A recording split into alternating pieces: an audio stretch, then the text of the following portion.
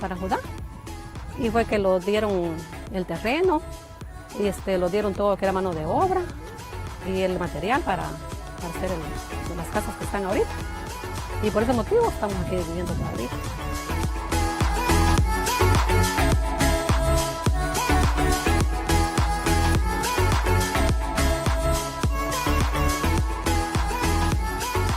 La misión continúa trabajando en la implementación de medidas de fomento de la confianza mientras se aguarda el resultado del reclamo que está atendiendo la Corte Internacional de Justicia por la disputa marítima, territorial e insular. Nuestra oficina en la zona de adyacencia realiza verificaciones a solicitud de ambos gobiernos, facilita reuniones y patrullajes conjuntos entre las Fuerzas Armadas y promueve una cultura de paz y cooperación entre las comunidades locales. Children will be children and they have harmony. They don't see each other as a different country, but they see each other that they're growing together.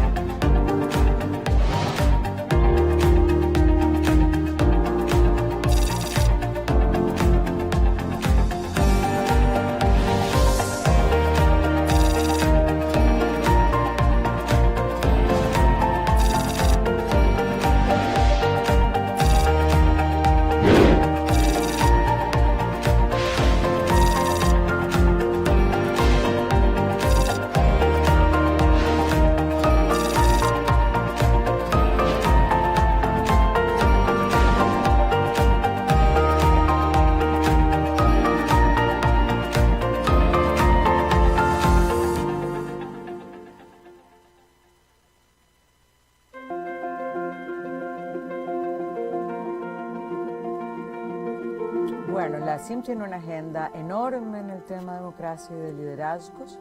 El primer ámbito tiene que ver con la gobernanza electoral, para que esta gobernanza electoral responda a las necesidades con las que fue creada, y es buscar los espacios de redistribución del poder.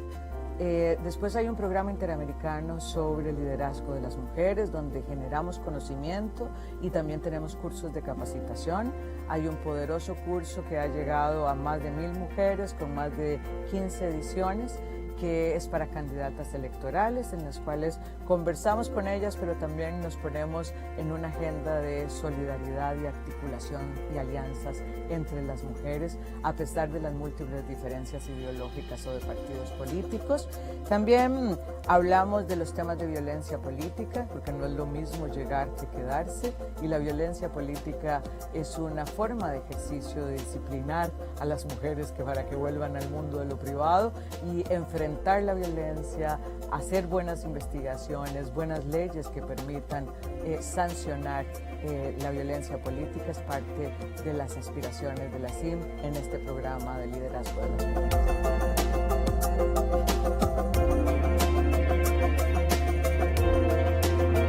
La aspiración histórica de las mujeres es estar en el mundo del público, que nuestro trabajo sea remunerado y que tenga un reconocimiento. COVID ha puesto en evidencia una profundización de las brechas existentes para el logro de estos objetivos. Estas brechas existentes ahora dan cuenta de que podríamos tener un rezago de más de 2 décadas en el mundo laboral. Que el cierre de brechas, que se previó que podía tardar 100 años en cerrarse, ahora se habla de 135 años para cerrar la brecha entre los hombres y las mujeres. Entonces nuestro objetivo es que miren el derecho de las mujeres al empoderamiento económico, que el statement "quédate en casa", que es un viejo conocido del patriarcado, no sea que nos quedemos en casa siempre, y que entendamos que la inserción de la mitad de la población, de este talento humano que tiene una serie de ventajas competitivas, es necesario para el crecimiento económico. De manera que la CIME está colocando esta realidad, está colocando las necesidades de las mujeres y está haciendo unas recomendaciones de rutas para poder cumplir con el derecho al empoderamiento económico y con el crecimiento económico que requieren nuestras empobrecidas economías en tiempos de COVID.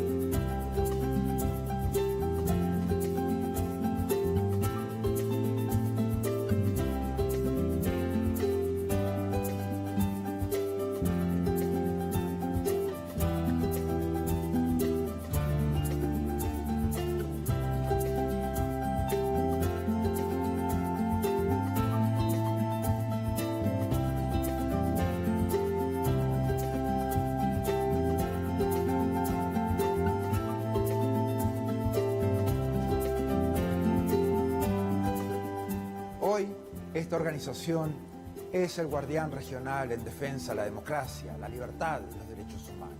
Los países se han comprometido con estos valores a través de instrumentos legales como la Carta Democrática Interamericana, la Convención Americana de Derechos Humanos y todas las demás convenciones interamericanas. Nuestro trabajo es mantener los más altos estándares. Debemos ser objetivos, analizar los hechos, denunciar cuando veamos corrupción, inequidad o amenazas a la libertad. En esos casos no podemos ser neutrales.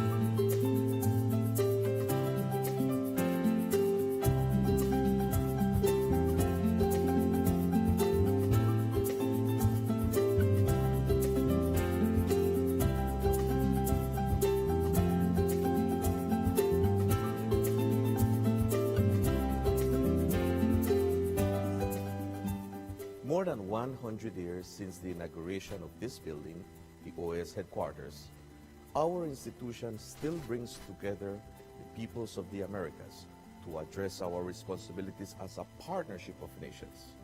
As we look to the future, our work must also focus on the construction of a positive agenda that continues to favorably impact millions of lives every day.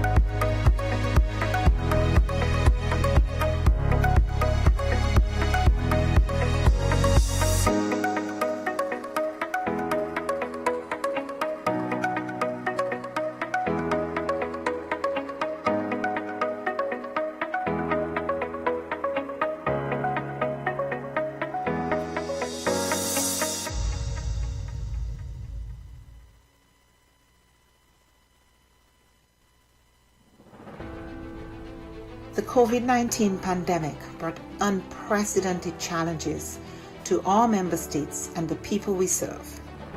In response, the OAS Secretariat for Integral Development adopted a three-pronged approach by 1.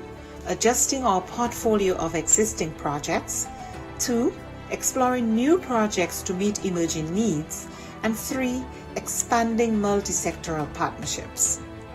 The results achieved in 2020 demonstrate the resilience of our member states and the commitment of the OAS SETI to work with member states and partners towards our common goals in the development of our region.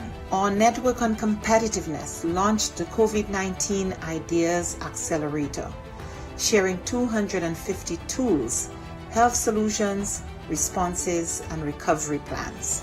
The Network for Labor Administration published a portfolio of responses from ministries of labor to COVID-19, sharing over 420 measures taken to protect workers, employment, and income.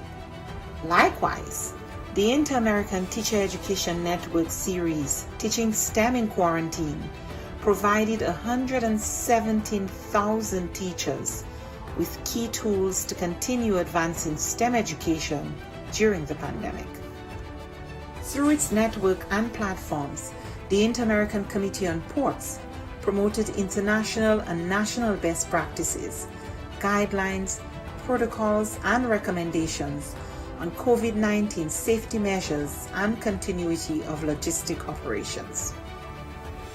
Initiatives such as the Education in Times of Change platform allowed us to meet urgent needs by offering timely tools on virtual education and a dedicated space for ministries to share strategies, actions, and solutions.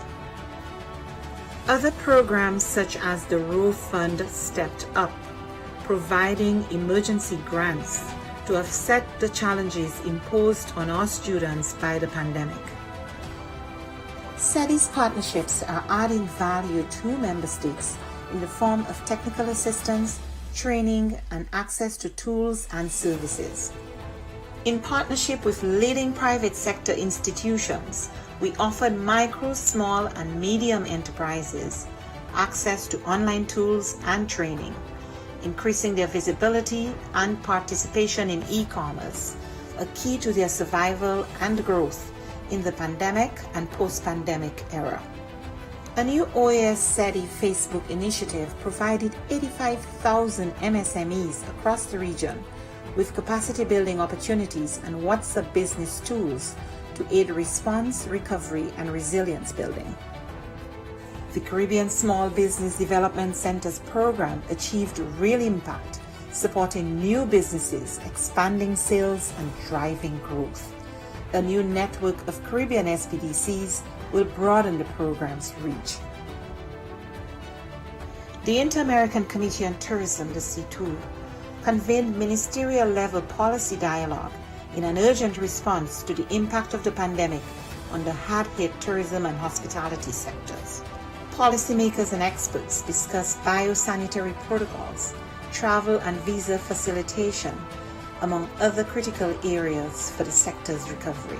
Partnering with the George Washington University and the U.S. Bureau of Indian Affairs, we went ahead with the scheduled first Indigenous Tourism Forum of the Americas, pivoting to a virtual format and convening over 240 participants from indigenous communities, the private sector, and governments.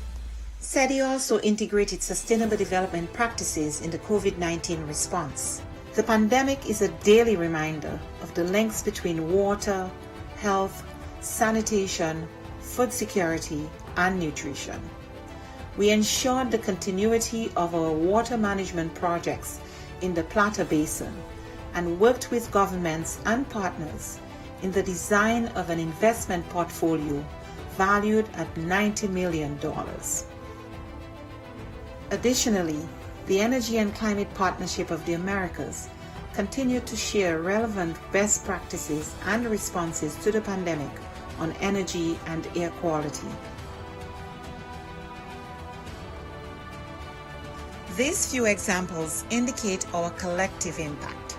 We cannot do this alone. It is now more urgent than ever to address the region's structural weaknesses, to recover from the health, economic, and social crises occasioned by the pandemic and prepare for future shocks. It is imperative that we work together as we risk losing recent development gains and seeing millions fall back into poverty. It is time for the region to redirect course and pursue a more sustainable, resilient, and equitable future for all. We are in this together. But the resilience building agenda is too big for any one stakeholder to address acting alone, and simply bringing together stakeholders, whether at the national, subnational, regional, or global level, is not enough. Effective, focused, and sustained coordination among stakeholders is paramount to provide countries with integrated and comprehensive support. The OAS, as a hemispheric forum and honest broker, must continue to facilitate this process while we work with member states towards the attainment of the 2030 Sustainable Development Agenda. Cooperation, collaboration, and partnerships that include all actors strengthen us, enabling us to be more than the sum of our parts. We can and we must work together. The future of our region depends on it.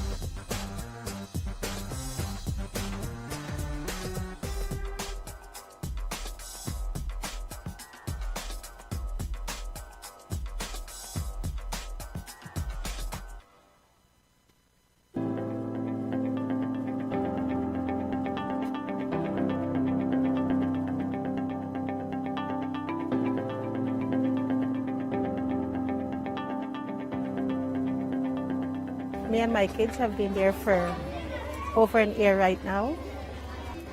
And children are friends. It doesn't matter where they come from.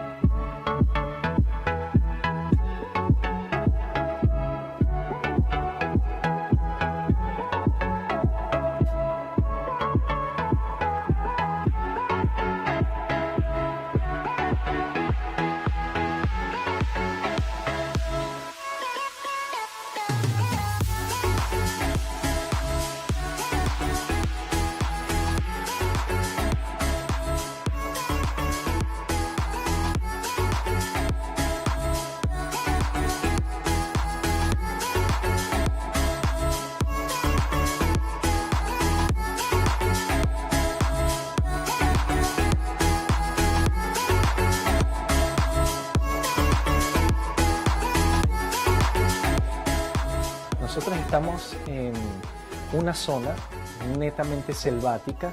La línea de adyacencia va desde el norte hasta el sur, va desde Modesto Méndez hasta Aguas Turbias, tanto en el norte como en el sur. Esta línea tiene 215 kilómetros de extensión.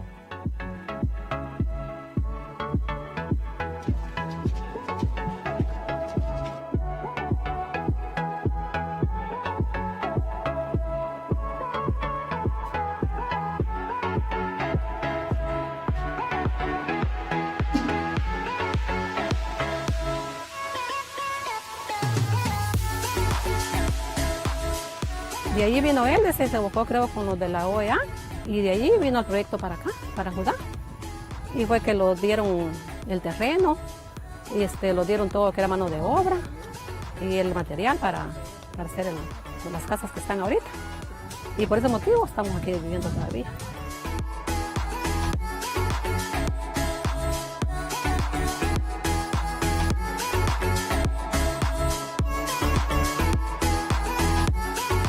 La misión continúa trabajando en la implementación de medidas de fomento de la confianza mientras aguarda el resultado del reclamo que está atendiendo la Corte Internacional de Justicia por la disputa marítima, territorial e insular. Nuestra oficina en la zona adyacente realiza verificaciones a solicitud de ambos gobiernos, facilita reuniones y patrullajes conjuntos entre las Fuerzas Armadas y promueve una cultura de paz y cooperación entre las comunidades locales. Children will be children, and they have harmony. They don't see each other as a different country, but they see each other that they're growing together.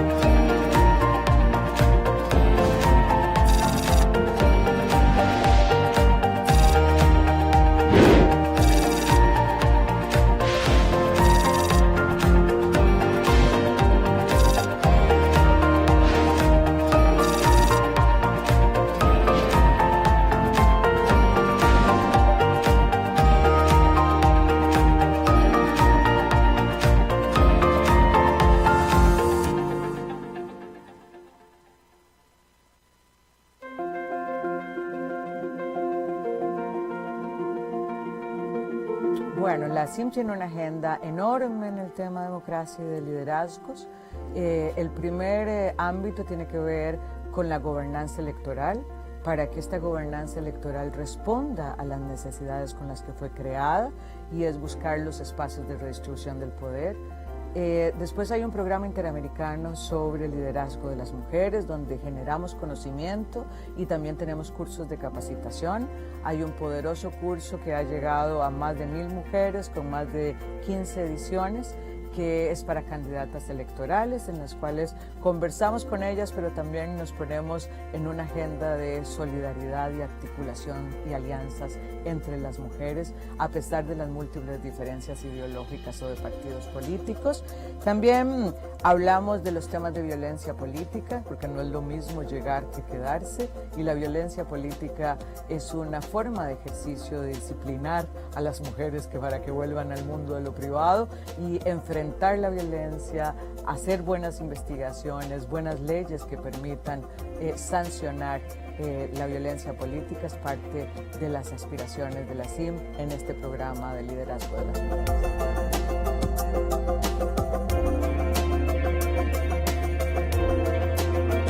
La aspiración histórica de las mujeres es estar en el mundo de lo público, que nuestro trabajo sea remunerado y que tenga un reconocimiento.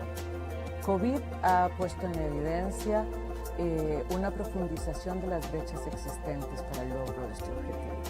Estas brechas existentes ahora dan cuenta de que podríamos tener un rezago de más de 2 décadas en el mundo laboral, que el cierre de brechas que se previó que podía tardar 100 años en cerrarse, ahora se habla de 135 años para cerrar la brecha entre los hombres y las mujeres. Entonces nuestro objetivo es que miren el derecho de las mujeres al empoderamiento económico, que el statement quédate en casa, que es un viejo conocido del patriarcado, no sea que nos quedemos en casa siempre, y que entendamos que la inserción de la mitad de la población, de este talento humano que tiene una serie de ventajas competitivas, es necesario para el crecimiento económico.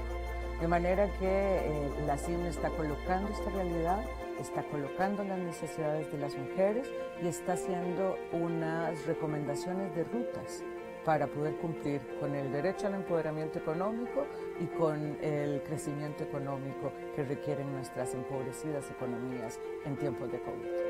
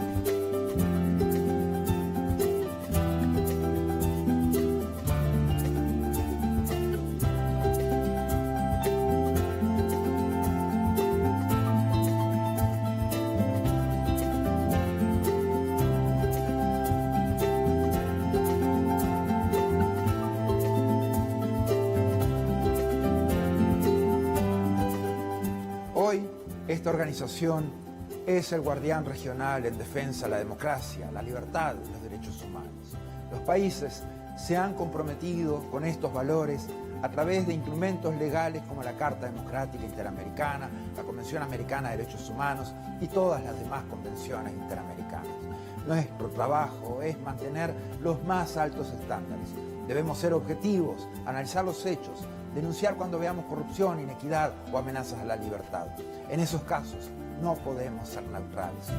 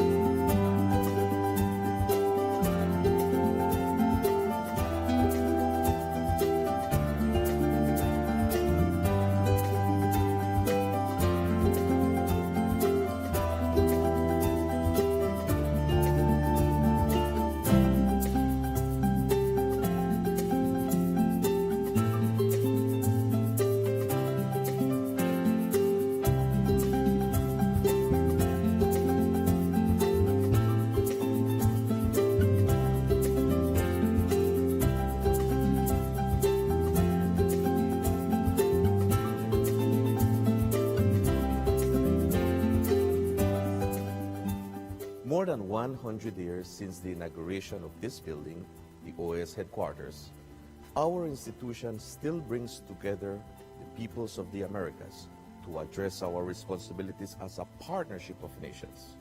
As we look to the future, our work must also focus on the construction of a positive agenda that continues to favorably impact millions of lives every day.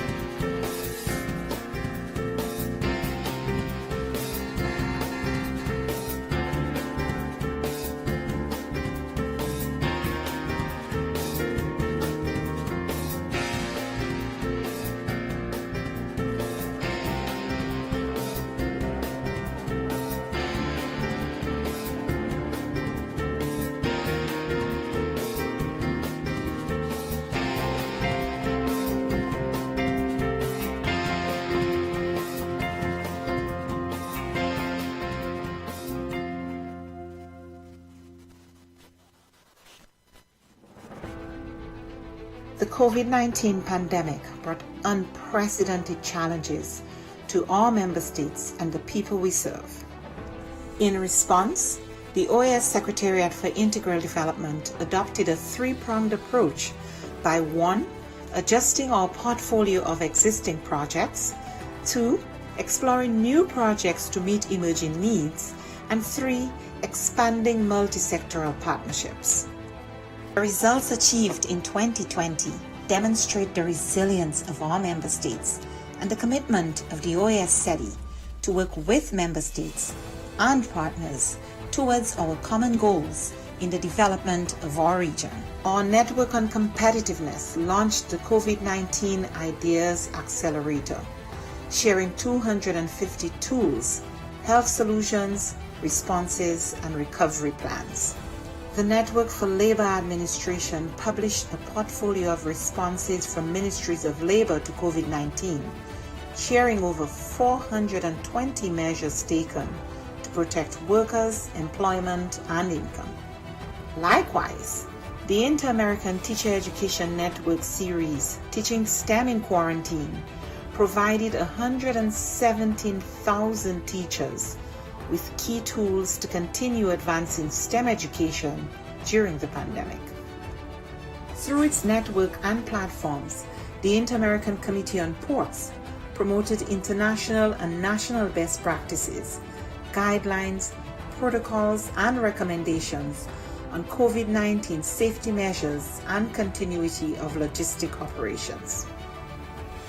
Initiatives such as the Education in Times of Change platform allowed us to meet urgent needs by offering timely tools on virtual education and a dedicated space for ministries to share strategies, actions, and solutions.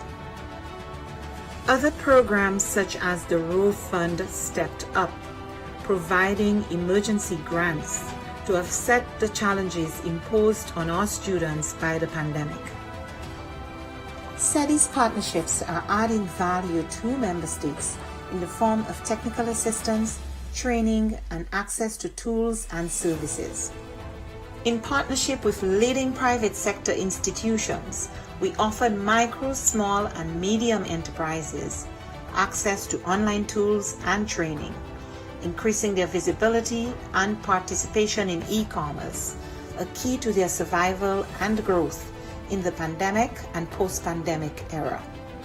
A new OAS SETI Facebook initiative provided 85,000 MSMEs across the region with capacity building opportunities and WhatsApp business tools to aid response, recovery, and resilience building.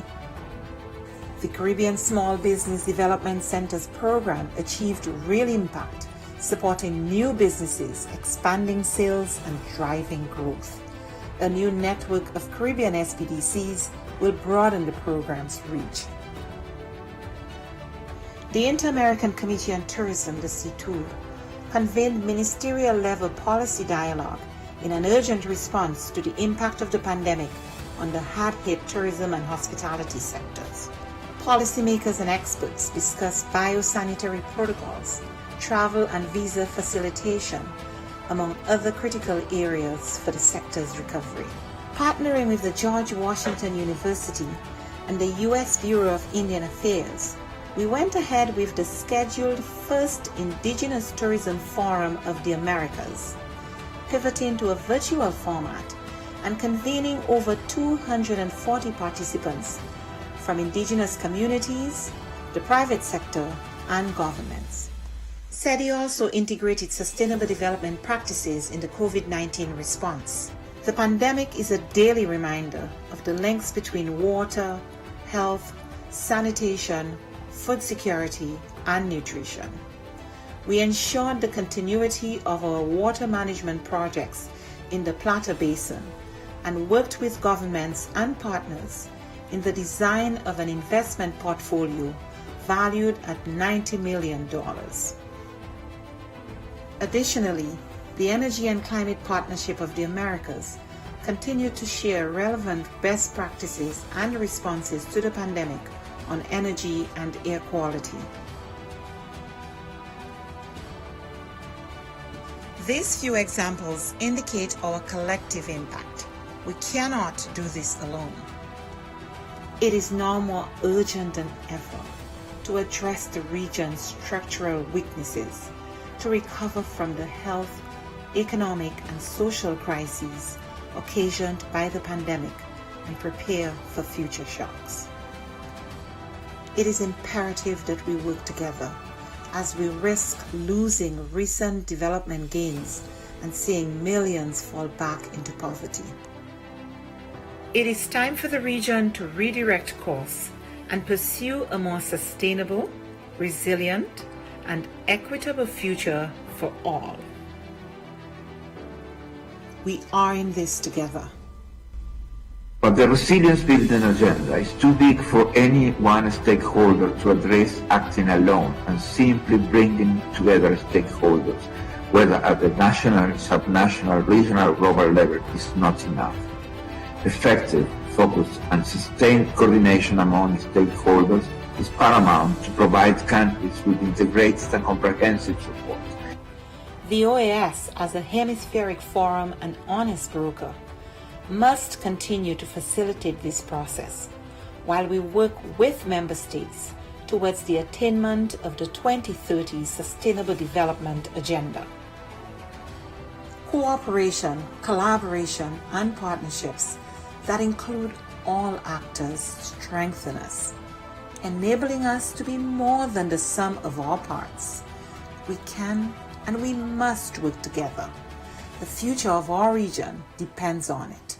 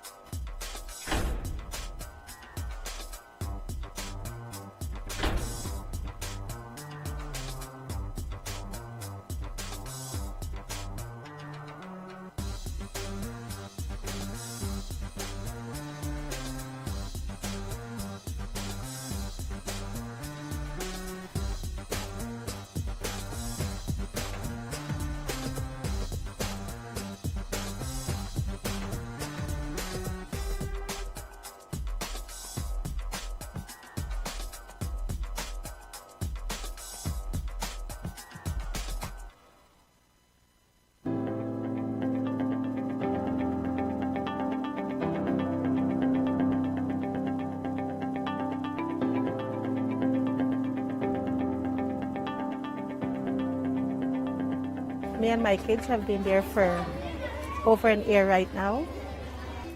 And children are friends. It doesn't matter where they come from.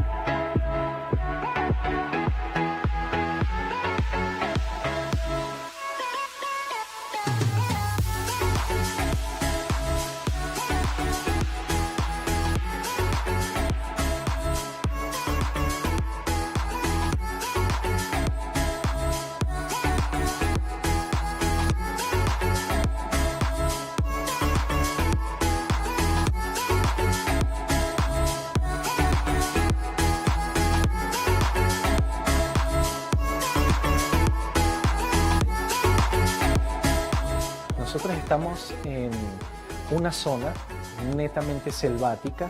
La línea de adyacencia va desde el norte hasta el sur, va desde Modesto Méndez hasta Aguas Turbias, tanto en el norte como en el sur. Esta línea tiene 215 kilómetros de extensión.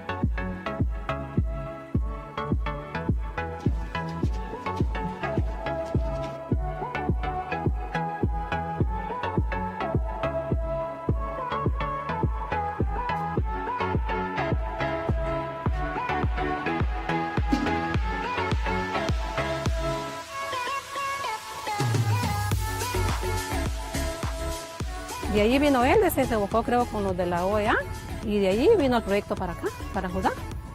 Y fue que lo dieron el terreno, y lo dieron todo que era mano de obra y el material para hacer las casas que están ahorita.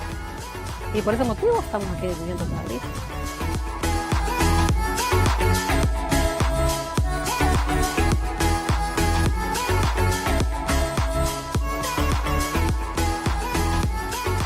La misión continúa trabajando en la implementación de medidas de fomento de la confianza mientras aguarda el resultado del reclamo que está atendiendo la Corte Internacional de Justicia por la disputa marítima, territorial e insular.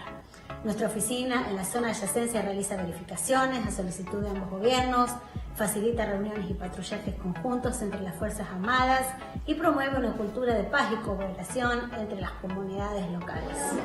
Children will be children, and they have harmony. They don't see each other as a different country, but they see each other that they're growing together.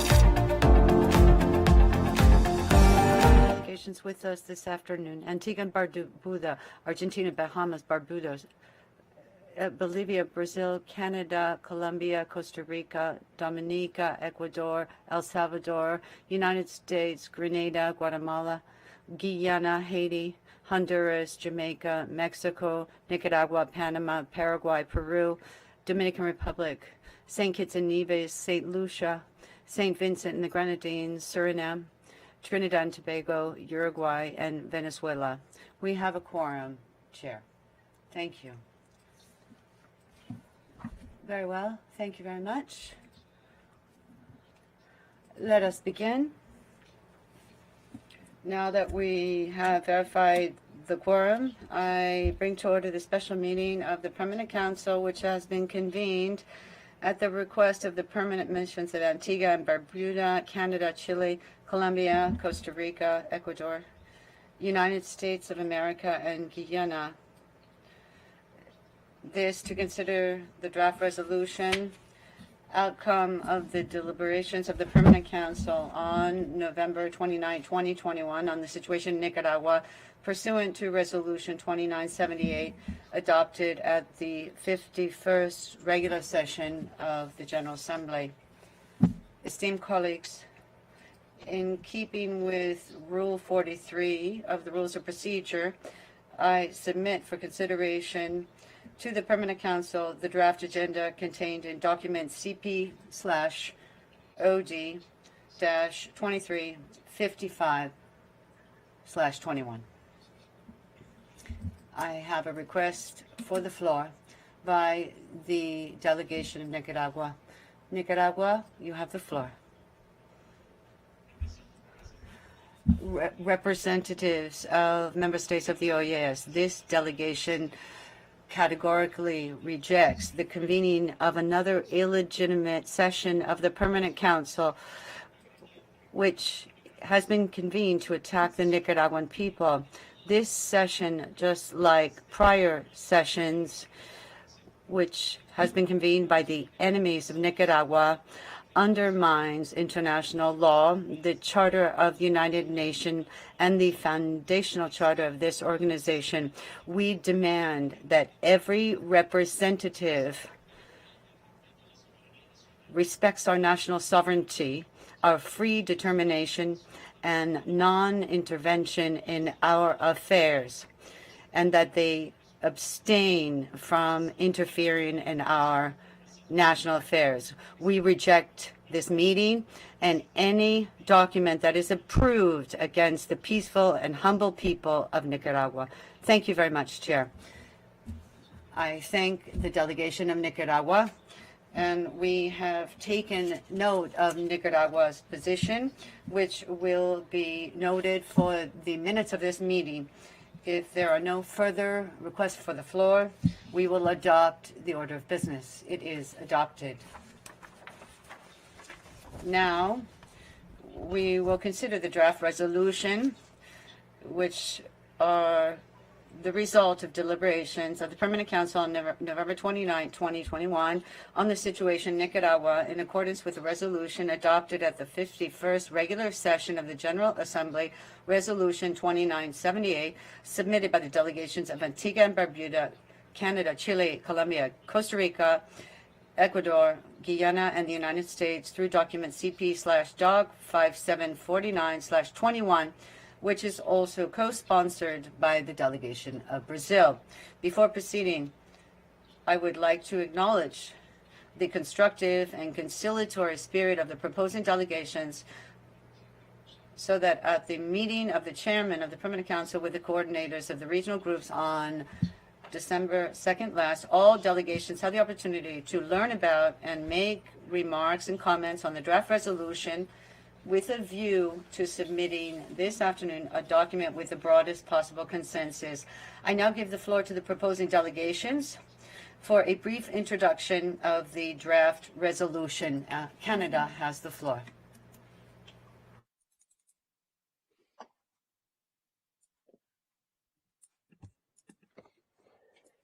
Thank you very much, Mr. Chair. Thank you for that introduction and the opportunity to take the floor. I believe the resolution has been distributed and, as you mentioned, discussed openly at a meeting of regional coordinators. I would therefore take the floor at this time simply to ask that we put the text of the resolution to a vote. Thank you, Mr. Chair. Muy bien, pues de acuerdo a la solicitud de la delegación de Canadá. Very well. As per request of the delegation of Canada, we will proceed to vote on the draft resolution to see if the Permanent Council approves the draft resolution outcome of the deliberations of the Permanent Council on November 29, 2021 on the situation in Nicaragua, in accordance with the resolution adopted at the 51st regular session of the General Assembly, Resolution 2978, presented by the delegations of Antigua and Barbuda, Canada, Chile, Colombia, Costa Rica, Ecuador, the United States, and Guyana, through document CP/Doc 5749/21, which was also co-sponsored by the delegation of Brazil.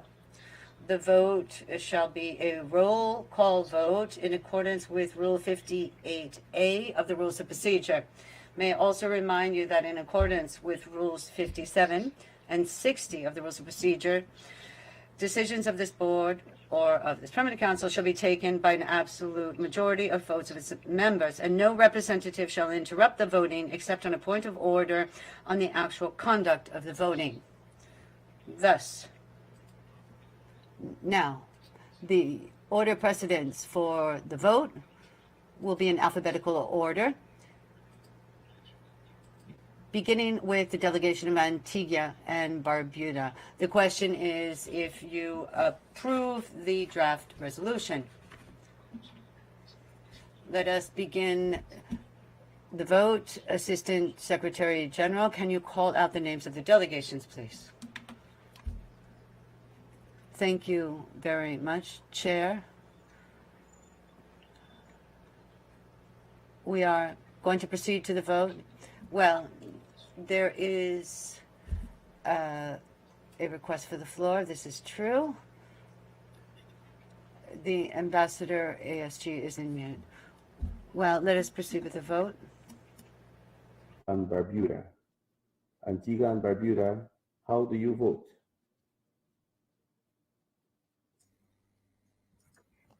Mr. Chairman, Antigua and Barbuda votes in favor of the resolution. We approve. Thank you, Ambassador. Next, we have Argentina. Argentina, ¿cuál es su voto? Argentina, what is your vote, please?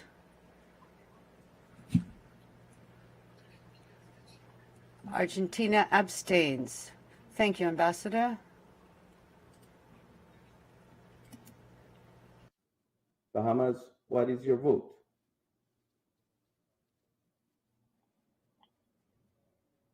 The Bahamas votes in favor. Thank you to the Bahamas. We continue with the delegation of Barbados. Barbados, how do you vote?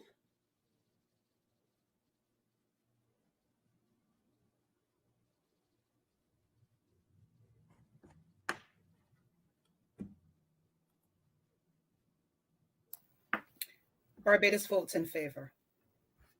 Thank you to the delegation of Barbados. Next, we have the delegation. How do you vote?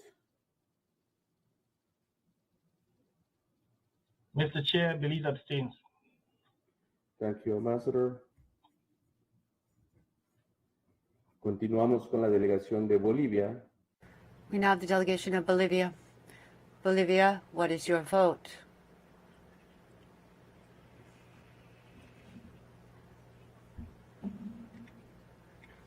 Thank you.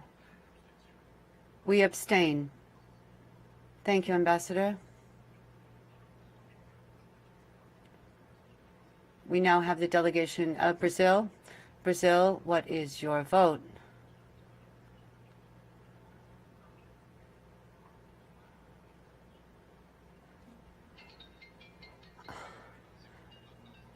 Brazil votes in favor. Brazil votes in favor. Thank you. Brazil? Canada, how do you vote?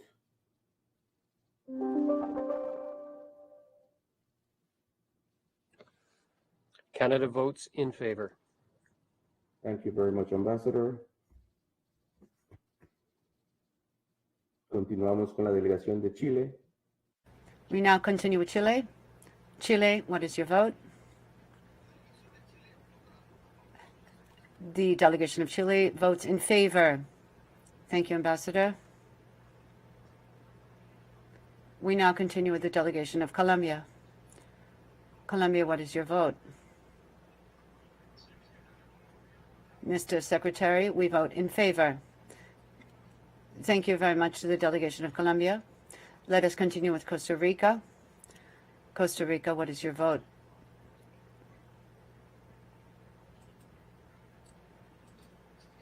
Thank you very much, Chair. Costa Rica votes in favor. Thank you, Ambassador.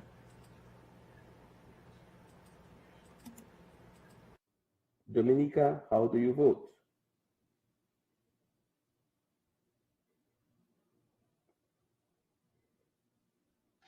The Commonwealth of Dominica votes in favor. Thank you to the delegation of Dominica. Seguimos con la delegación de Ecuador. We now continue with the delegation of Ecuador. Ecuador, how do you vote?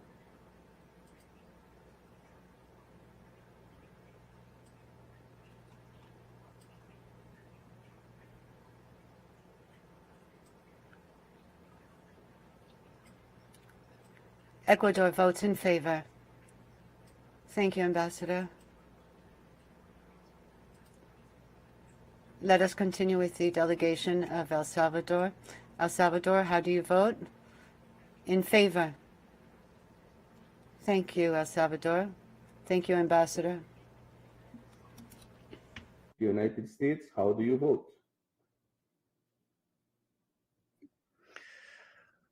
Thank you, Chair. The United States votes in favor. Thank you to the United States. We continue with the delegation of Grenada. Grenada, how do you vote? Grenada votes in favor. Thank you, Ambassador. Seguimos con la delegación de Guatemala. We continue with the delegation of Guatemala. Guatemala, how do you vote?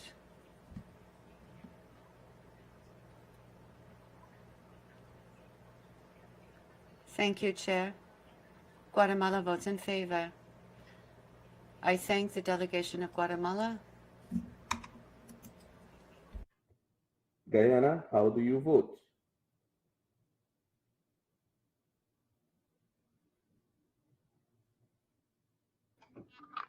Mr. Chair, Guyana votes in favor. Thank you, Ambassador. We continue with the delegation of Haiti. Haiti, how do you vote?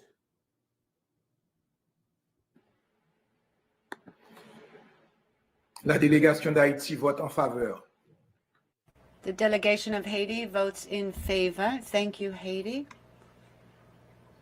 Let's continue with the delegation of Honduras. How do you vote, Honduras?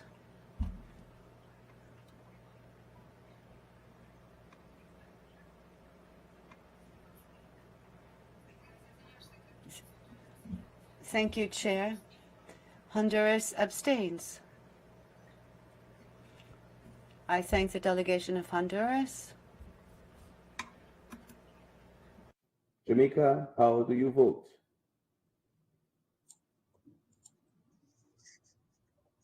Jamaica votes in favor. Thank you to the delegation of Jamaica. Seguimos con la delegación de México. We continue with the delegation of Mexico. Mexico, what is your vote?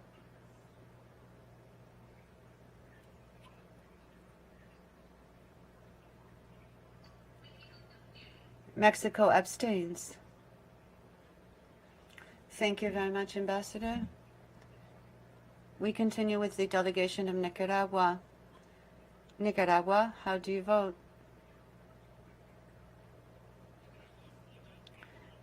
Nicaragua votes against. Thank you, Minister. We continue with the delegation of Panama. Panama, what is your vote? Panama votes in favor. Thank you, Ambassador. We continue with the delegation of Paraguay. Paraguay, what is your vote?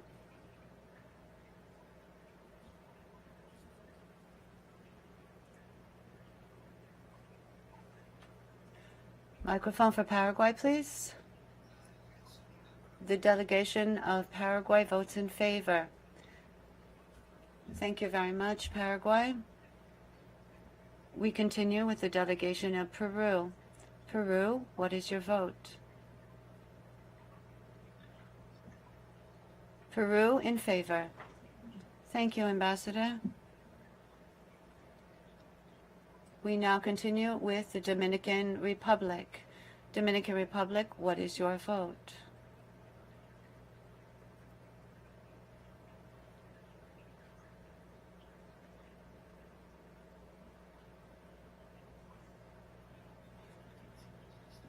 Dominican Republic, please request the floor, asked the technician.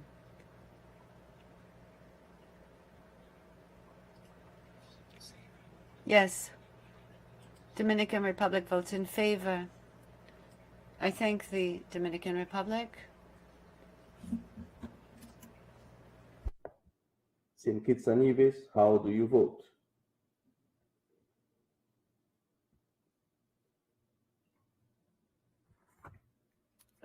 You're mute, Ambassador.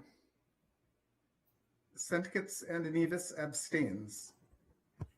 Thank you, Ambassador. Next, we have the delegation of St. Vincent and the Grenadines. St. Vincent and the Grenadines, how do you vote?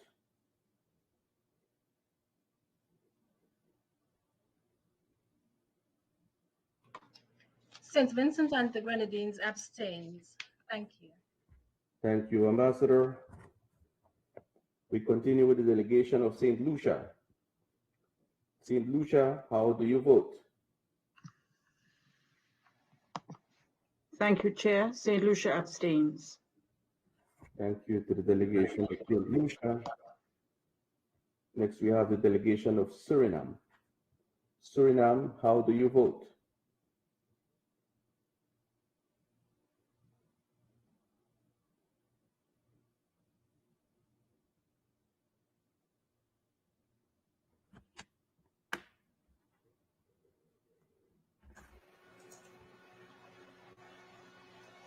The delegation of Suriname votes in favor. Thank you to the delegation of Suriname. We continue with the delegation of Trinidad and Tobago. Trinidad and Tobago, how do you vote?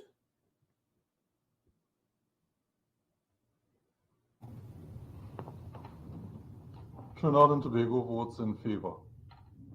Thank you, Ambassador. Seguimos con la delegación de Uruguay. We continue with the delegation of Uruguay. Uruguay, what is your vote?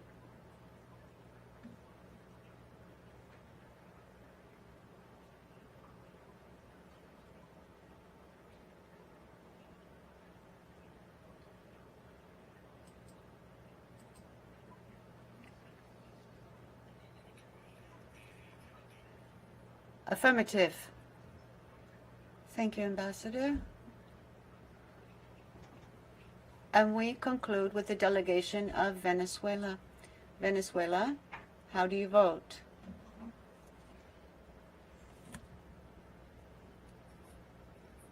Venezuela votes in favor. Thank you, Ambassador. Chair, if you can give us a few minutes, we would like to verify the vote count. Please go ahead, Assistant Secretary General.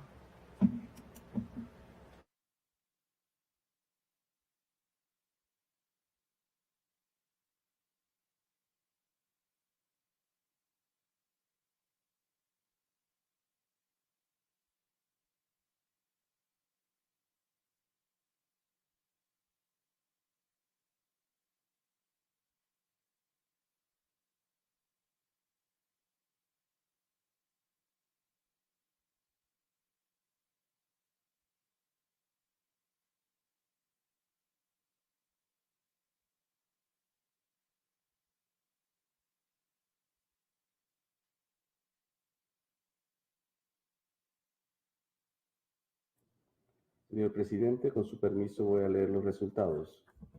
Allow me, I would like to read the results.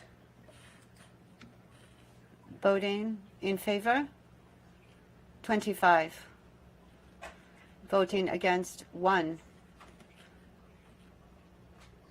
There were 8 abstentions, and no delegation was absent. Thank you very much, Chair. Thank you very much, Assistant Secretary General. With 25 votes in favor, 1 against, and 8 abstentions, the draft resolution outcome of the Permanent Council's deliberations of November 29, 2021 on the situation in Nicaragua, pursuant to the resolution adopted at the 51st regular session of the General Assembly contained in CP Doc 5749/21 is adopted. I will now give the floor to those delegations who would like to explain their vote. The delegation of Nicaragua is recognized. The government of Nicaragua and the government of our free Nicaragua, on behalf of our free people, rejects this interventionist action of the OAS, which is just part of its ignominious history. We have come here as a responsible state. We are aware that this is another diabolical action of this organization, which is a satellite of the United States, another criminal play which they have done before, denying the rights of people and being accomplices of coups d'etats, invasions, interventions, and other destructive maneuvers that are genocide and are promoted by U.S. imperialism. We are here to say we will not surrender. We will not sell our souls. We are here to say that we are a free people. We are honorable. We are the honorable people of Rubén Darío and Augusto Sandino, generals who led free peoples who will always be free on this land. We are here to denounce the crimes, the negation of all instruments of international law and the charters that should govern the relations between peoples, families, and governments in what you call a meeting of the OAS is horrible. And you know you are being judged for crimes against humanity.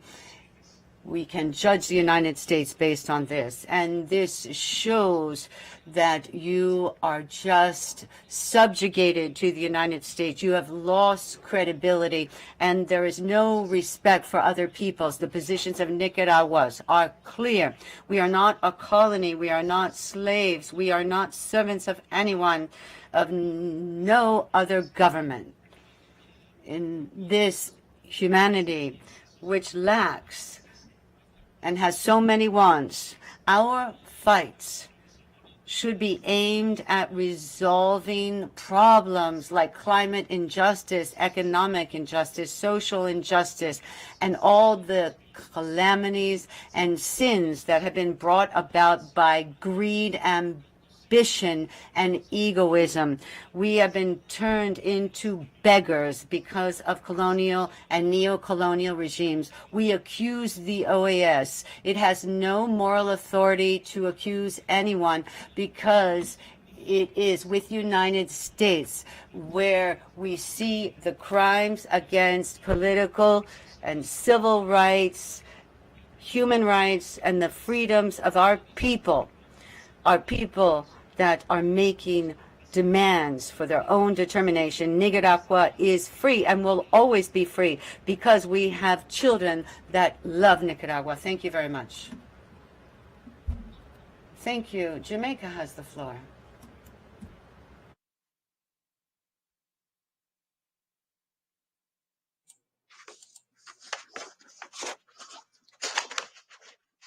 Thank you, Mr. Chairman. Mr. Chairman, Jamaica has voted in favor of the current resolution as we believe that with the credible reports of human rights abuses and other violations in Nicaragua, the OAS is compelled to respond in the interest of the people of Nicaragua. We recall that, pursuant to the resolution on the situation in Nicaragua, adopted by the General Assembly on 12th November, the Permanent Council is charged to take action, and in that context, to provide the results of its assessment on the situation in Nicaragua, in keeping with the OAS Charter. There continues to be room for pursuing the process of dialogue and exchange of information, including with the representatives of the Nicaraguan government.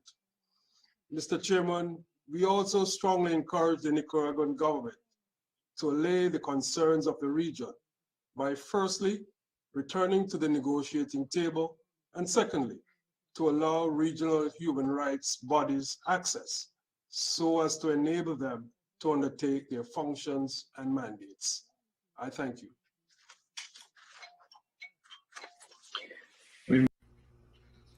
Thank you very much. St. Lucia is recognized.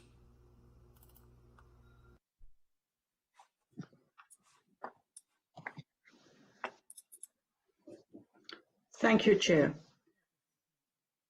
Chair, St. Lucia takes the floor to express concern as to where we are as it relates to Nicaragua. Inasmuch as we abstained on this vote, we are not blind to the concerns expressed by those who have come to the House of the Americas to report on the situation in that country. St. Lucia continues to believe that a Nicaragua amongst us is the ideal, as a Nicaragua outside the OAS denies us the opportunity to work together, including on the 4 pillars of the organization. We appeal for constructive dialogue and the development of solutions that would result in the freedoms that we all, as governments, promise our people.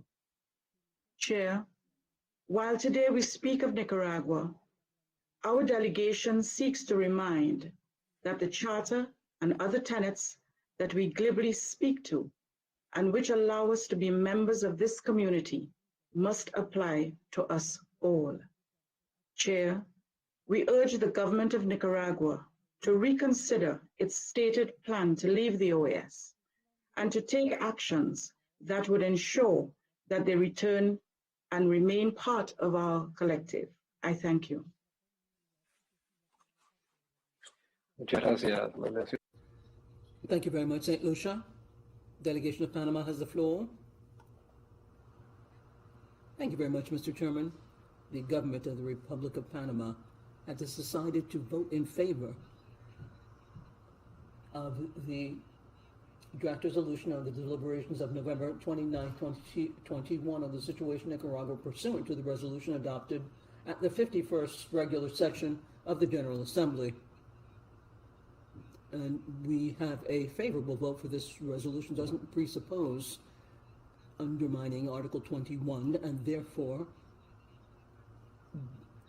the right for Nicaragua to participate in the OAS. The government of Panama considers that all diplomatic measures in Chapter 4, calling strengthening and preservation of institutionality based on democracy for member states, should be pursued. And in this regard, we reaffirm our conviction democratically and observing human rights of all actors in society to deal with the situation as it stands. Thank you very much. Thank you very much. Belize has the floor. Thank you.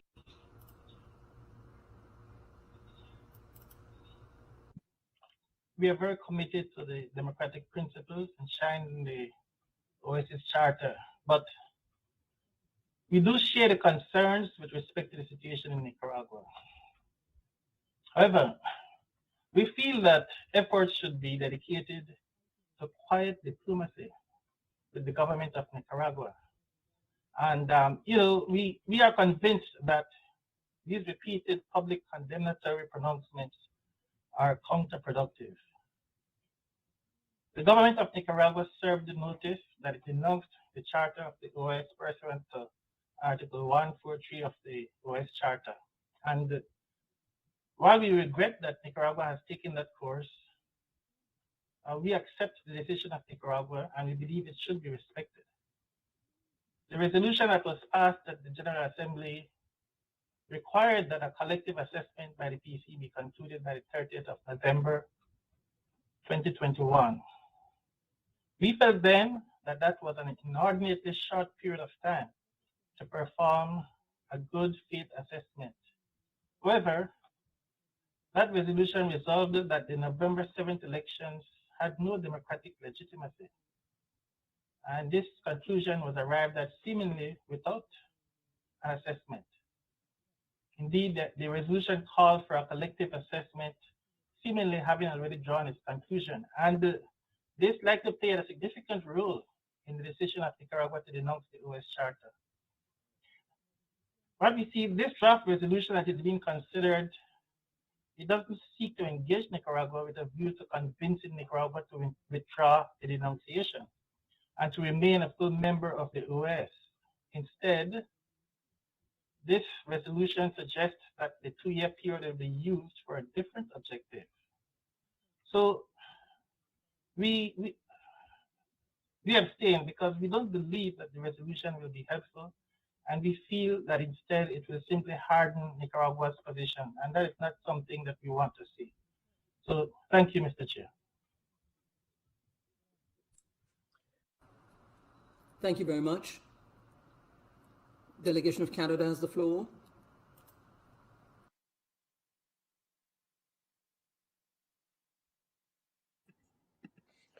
Thank you, Mr. Chair. Mr. Chair, today's vote is clear. OAS members have concluded that the democratic order in Nicaragua has been interrupted, and as an organization, we will continue through dialogue to work towards the reinstatement of democracy in Nicaragua. When we last met to discuss the situation in that country on November the 29th, we heard further evidence that the Ortega regime has systematically dismantled its democratic institutions, has violently repressed the opposition, has arbitrarily arrested political opponents, harassed and threatened journalists, and created a climate of fear. Today's resolution emerges from the recognition that despite the international community's best efforts, repression and state-sponsored violence against public protest and the suppression of any political opposition has been the reality of the people of Nicaragua for the past 3 years. Canada remains gravely concerned about the deteriorating situation in Nicaragua and its descent into authoritarianism. As members of this organization, as members of the OAS, we've committed to the principles and obligations enshrined in the Inter-American Democratic Charter and the Charter of the Organization of American States, both of which recognize that representative democracy is indispensable for the stability, peace, and development of the region. Canada believes that every possible effort must be made to persuade Daniel Ortega to return Nicaragua to compliance with its democratic commitments, and that is why we and others have co-sponsored this resolution. This resolution outlines the failure of the Ortega regime to live up to its international commitments, in particular Articles 2 and 3 of the Inter-American Democratic Charter. It further notes that the Ortega regime has refused every offer of support from the OAS to reverse course. We regret that the Ortega regime has so far rejected every invitation from its fellow OAS member states to engage in a constructive dialogue. We and others here have repeatedly expressed our willingness to work with the government of Nicaragua to chart a path out of this crisis. Mr. Chair, I'll continue with a few final words in French. Today's resolution shows and is willing to work to reinstate democracy in Nicaragua with a high-level mission to engage with the Ortega regime and to establish a way whereby Nicaragua can once again abide by the Inter-American Democratic Charter. There has to be a clear way to reestablish democracy for Nicaragua. Daniel Ortega should release all prisoners. International observers must establish a national dialogue, and necessary reforms must be necessary so that they can once again abide by the Inter-American Democratic Charter. Canada demands that Nicaragua engage to accept a high-level delegation and to kick off a constructive dialogue, and will continue to work to reinstate democracy for Nicaragua. We are in solidarity with the people of Nicaragua and organizations and support their demand for release of prisoners, human rights, and the possibility of making the right choice within the framework of free activities and free and fair, transparent elections. Thank you very much, Mr. Chairman. Thank you very much, Ambassador. The United States of America has the floor.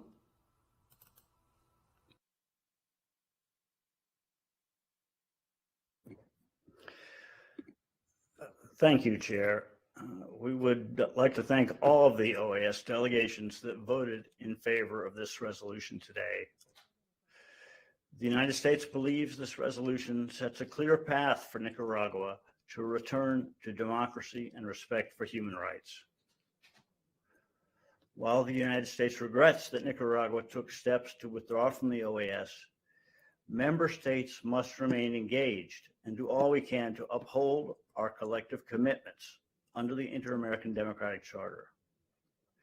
In fact, Nicaragua must still meet its commitments under the Charter despite its recent efforts to withdraw.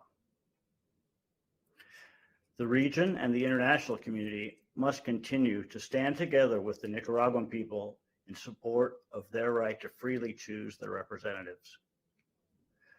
Nicaragua joined the Charter 20 years ago, through which we all resolved that the peoples of the Americas have a right to democracy, and their governments, including the Nicaraguan government, have an obligation to promote and defend it. The Ortega Murillo government has failed to honor this commitment by holding an election on November 7th devoid of credibility, by silencing and arresting opponents, and ultimately by taking actions to establish an authoritarian dynasty unaccountable to the Nicaraguan people. Today, we, OAS member states, have again spoken out clearly in defense of democracy and human rights in Nicaragua. We urge steadfast and continued focus on the situation there and believe the resolution today is a good start to bringing back democracy to the people of Nicaragua. We repeat our urgent call for the Nicaraguan government to change course and allow the Nicaraguan people to fully exercise their rights, including the right to freely elect their leaders. It can begin by welcoming the further diplomatic outreach that this resolution proposes. We, along with other delegations, look forward to the Secretary General's upcoming report on this issue. We must be ready to support substantive, productive engagement on democratic solutions to this institutional crisis. We must be equally ready to respond if we see a continued refusal to engage. Mr. Chairman, it is essential that the OAS remain seized by this issue. We cannot abandon a country or a people with a brave history of defending their rights and ideals. Nicaraguans have not given up on their democracy, and neither can we. My government looks forward to working with OAS member states, as well as many other democratic governments around the world, to address this breakdown in democratic rule. And we call on Nicaragua to immediately release all political prisoners. President Ortega and Vice President Murillo still have an opportunity to put Nicaragua on a better path. We urge them to accept the proposals laid out in this resolution. Thank you, Chair. Thank you very much, Ambassador. Delegation of Chile has the floor. Thank you very much, Mr. Chairman. Secretary General, Assistant Secretary General, greetings. The delegation of Chile would like to speak to the vote. The solution is a new one for the multilateral organization to build a dialogue, to look for freedom for political detainees, for reconstruct democracy in a sister nation, and to uphold human rights. This resolution, Mr. Chairman, is an act of peace and responsibility.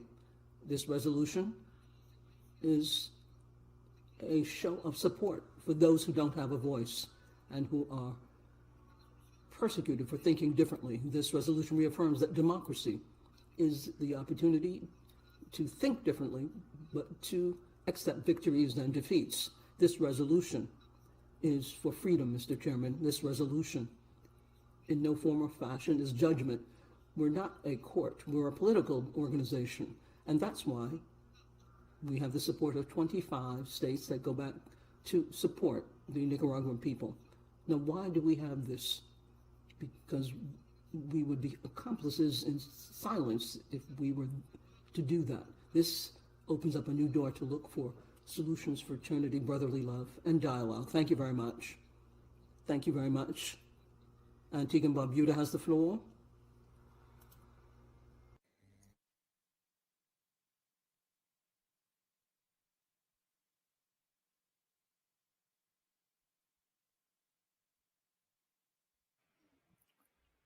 Ambassador Sanders, could you please turn off your camera and your microphone?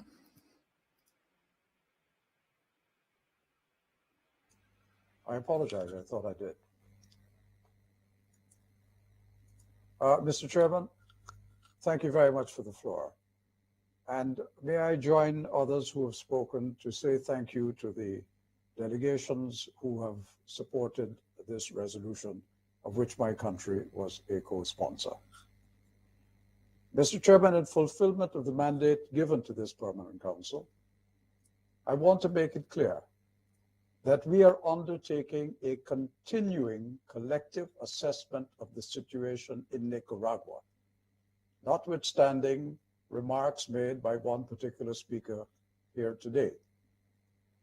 My delegation wishes to emphasize that collective assessment is a process not an event, and that this collective assessment has been continuous for more than 2 years by this Permanent Council and by 2 General Assemblies of the Organization of American States. On November 29th, we met and heard authoritative reports from highly credible organizations on the situation in Nicaragua. That was an important part of the collective assessment. That process of collective assessment includes other steps, which are set out in the articles of the Inter-American Democratic Charter. It is important for the credibility of the OAS, Mr. Chairman, that we, all of us, adhere to the steps set out in the Inter-American Democratic Charter, especially Articles 18 and 20, and that we are seen by all to respect our own rules. My delegation emphasizes that we are not interfering or intervening in the internal affairs of Nicaragua. What we are doing is responding to violations of our charter and of human and political rights and international law. I will remind this Permanent Council that when we first started debating the issue of Nicaragua, my delegation voted with the delegation of Nicaragua on every occasion. And during that process, we kept saying to the delegation of Nicaragua and to ministers of Nicaragua who came to visit that all was not right and they needed to fix and remedy the situation. It was only after almost a year of urging Nicaragua to address the clear violations that were taking place that my delegation changed its position, giving fair warning of that at a Permanent Council meeting. And the record is there to show the truth of what I have just said. Mr. Chairman, the peoples of our countries expect all our governments, including the government of Nicaragua, to uphold the principles of democracy and representative democracy, and to safeguard their fundamental freedoms, which our governments, in their people's names, resolve to defend in the binding charters of this organization. In the resolution before us, we continue the process of collective assessment. It is not yet over. The new dimension to that collective assessment in this resolution is our urging to the government of Nicaragua to accept a high-level good offices mission authorized by this Permanent Council to try to secure agreement on a process that would help the government to bring itself in conformity with the Inter-American Democratic Charter and in conformity with international law. In other words, Mr. Chairman, we are opening the door to the Nicaraguan government to dialogue, to talk, with the hope that the offer will be accepted and that the mandate that we give to a high-level good officers group will be meaningfully and seriously discussed. I know there may be some delegations that take the view that the good officers mission should have no mandate except to engage the Nicaraguan government.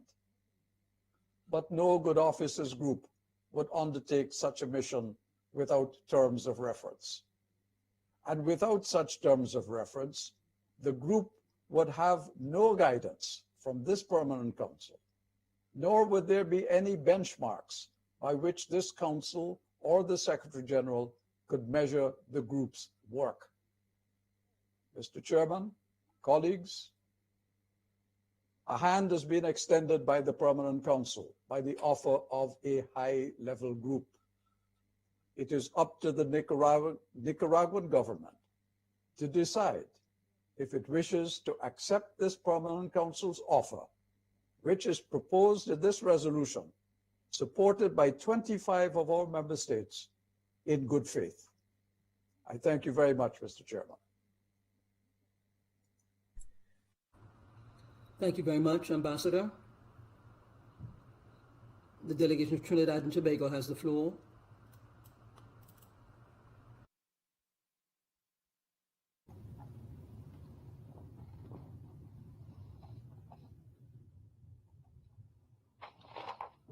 Thank you, Chair.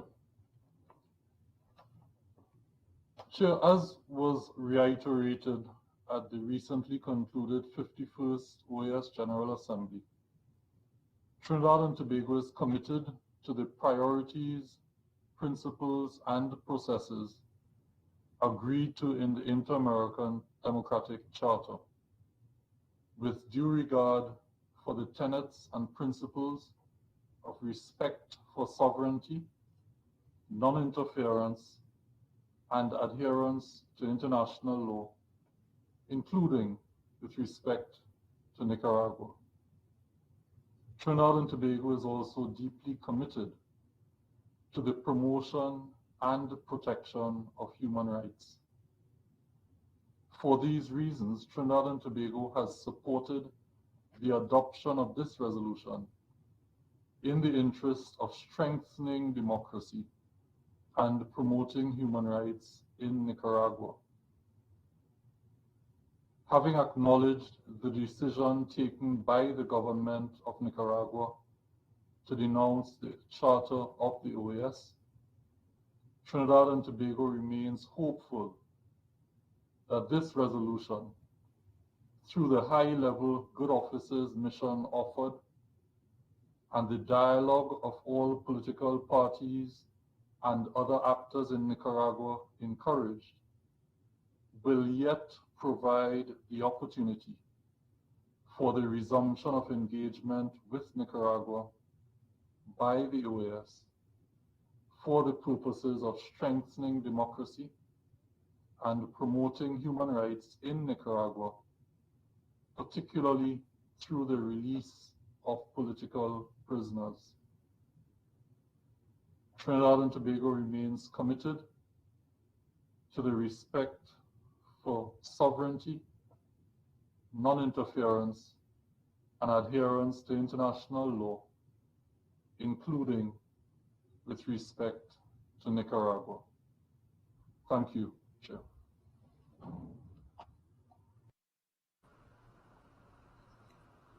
Thank you very much, Ambassador. Delegation of Paraguay has the floor.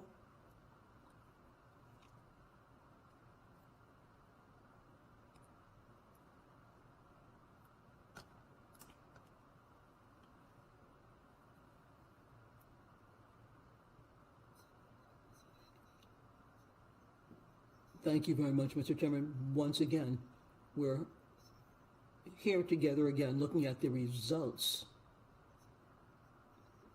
of what emerged from the Permanent Council on the 19th of November on the situation of Nicaragua in keeping with the resolution approved at the 51st regular session of the General Assembly.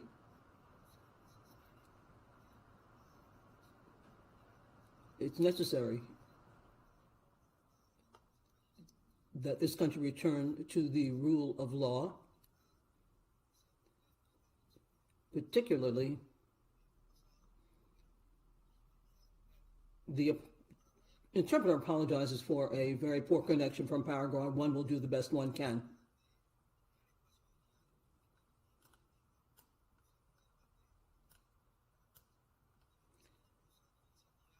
Initiatives have to be taken to improve the situation where the OAS can have a constructive position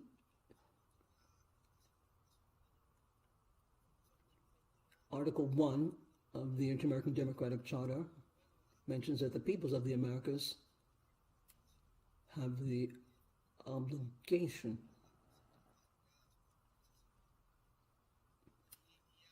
and today the citizens of Nicaragua have to be looked at. We cannot step back from looking at this system. Thank you very much. Thank you very much, Paraguay. Venezuela has the floor.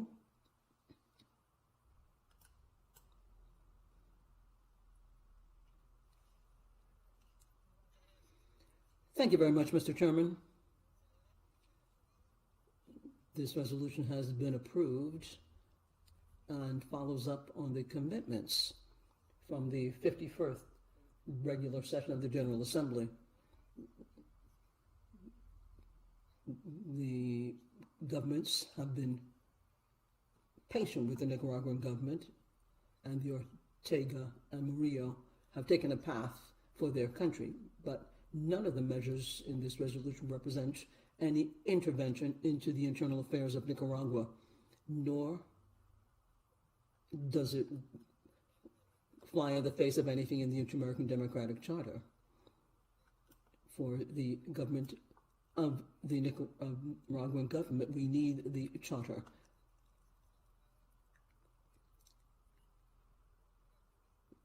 Democratic institutions are to be upheld. It's clear that this is not a white or a blank check, I should say, for repression.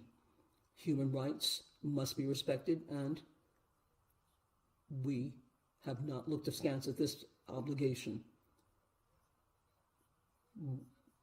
We need for the Nicaraguan people to be able to express themselves, and recommend that human rights organizations be allowed to function. Democracy in Nicaragua represents another chance for us to reiterate our commitment to democracy.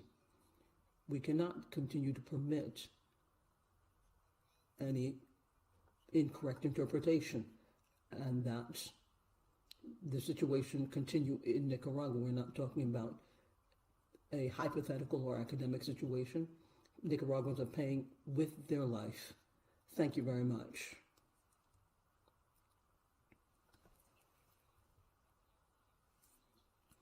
Bolivia has the floor.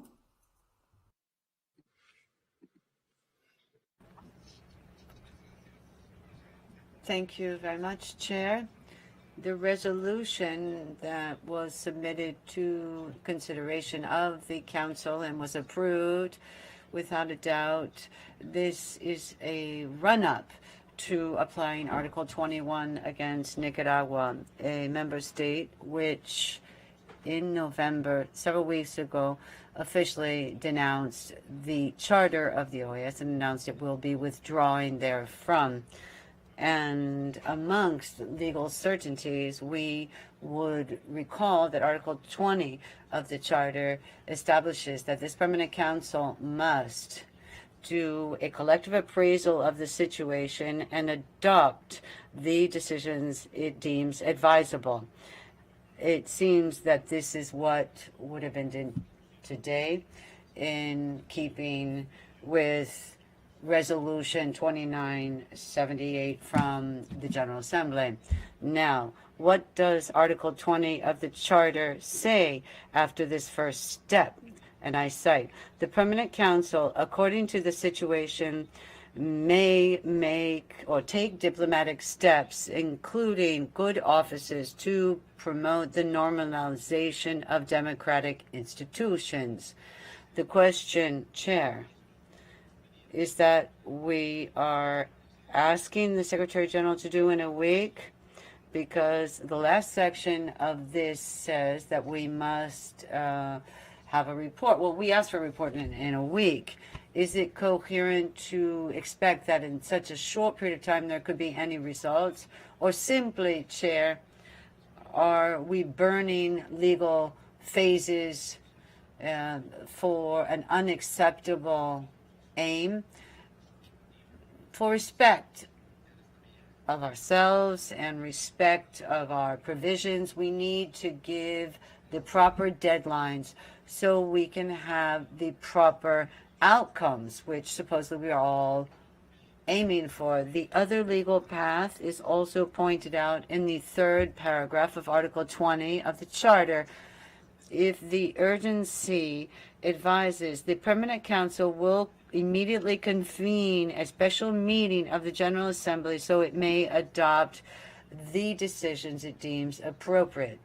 So this convocation would require 2/3 2/3 vote of the members. And Article 28 of the Charter states that in special circumstances and with approval of 2/3 of the membership, a special session of General Assembly will be convened. Chair, distinguished colleagues, to sum up, in keeping with the organization's legal order and without talking about the content of this, what would have been proper would have been to propose a mission of good offices that is realistic with some minimal deadlines so it can work, or use the mechanism pointed out by the Charter and have 2/3 vote for convening a special General Assembly.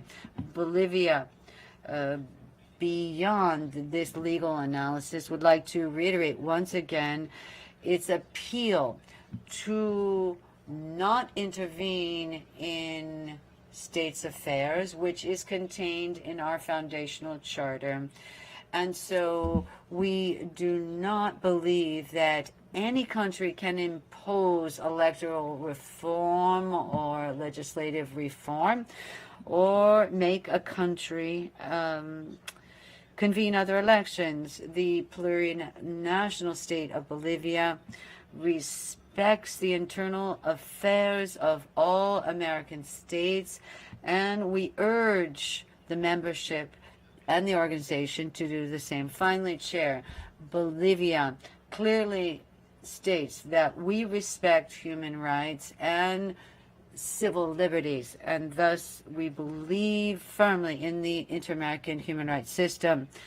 Indeed, we have shown this through our actions. Bolivia urges all countries, including the Republic of Nicaragua, to allow for the Inter-American Commission on Human Rights and the human rights system to go into the country and verify the status of human rights of its citizens. Human rights are the basis of any citizen. Well, thank you, or society, excuse me. Thank you very much. Ambassador, thank you. Argentina has the floor.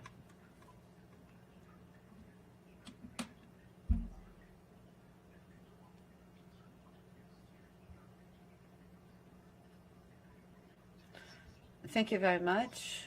Once again, Argentina reiterates its commitment to human rights as a part of its foreign policy.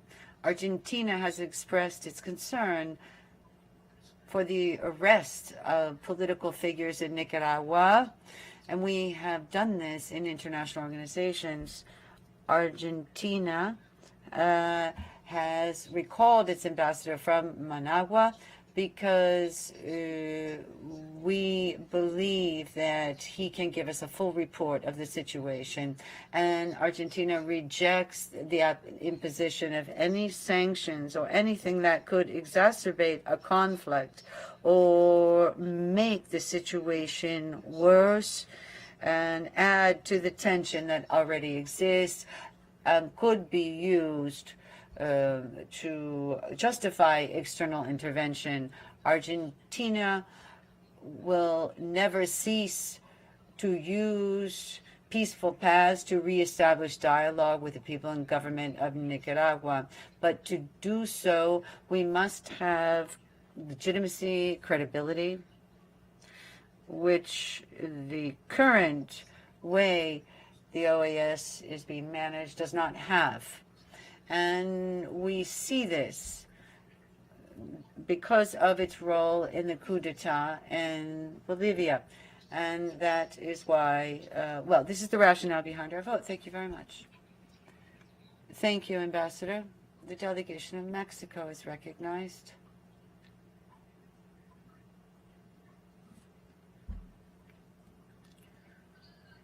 Thank you very much, Chair.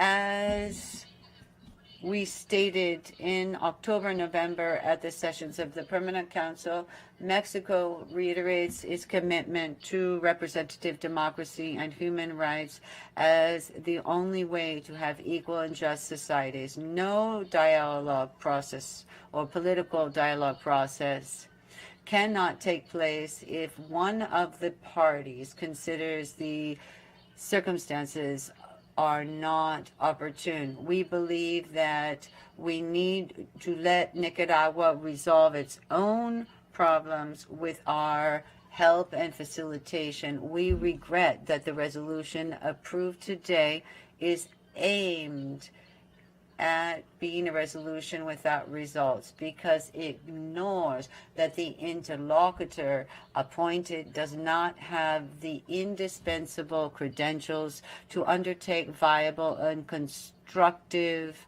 conversations. As we all know, history has shown us that hemispheric crises can only be resolved through a dialogue that takes into account all actors, where there is respect for the sovereignty of states and there is trust in the negotiators. We call upon member states to look for viable ways that can lead to sustainable resolution of problems. And Mexico would like to constructively contribute to these kinds of efforts. Thank you, Chair. Thank you, Ambassador. As there are no further requests for the floor, we have concluded our order of business of this special meeting. Comments and remarks will be noted down for the minutes of this meeting. Have a wonderful afternoon. This meeting is adjourned. Fernando. Gracias, embajador. Hasta luego.